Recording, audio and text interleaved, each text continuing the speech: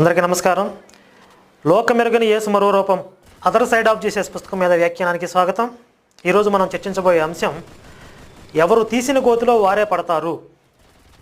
పుస్తకంలో 86వ పేజీ చూడండి. యేసు రెండవ రాకడలో మనుషులందరికీ తీర్పు ఉంటుంది.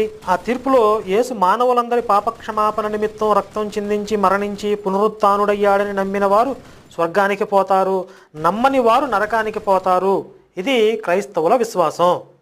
సింగిల్ లైన్లో చెప్పాలంటే యేసు మానవులందరి పాపక్షమాపణ కోసం రక్తం చిందించి మరణించి తిరిగి పునరుద్ధానుడయ్యాడు. ఈ విషయాన్ని నమ్మిన వాళ్ళు పరలోకానికి స్వర్గానికి వెళ్తారు, నమ్మని వాళ్ళందరూ నరకానికి పోతారు. ఇది ఈరోజు ప్రచారంలో ఉన్నటువంటి క్రైస్తవ మత సిద్ధాంతం, క్రైస్తవుల విశ్వాసం. ఈ సిద్ధాంతాన్ని పెట్టింది బైబిల్ దేవుడు యెహోవా కాదు, యేసు కాదు. బాగా అర్థం చేసుకోండి. ఈ సిద్ధాంతం బైబిల్ దేవుడు యెహోవా పెట్టలేదు, యేసు కూడా పెట్టలేదు.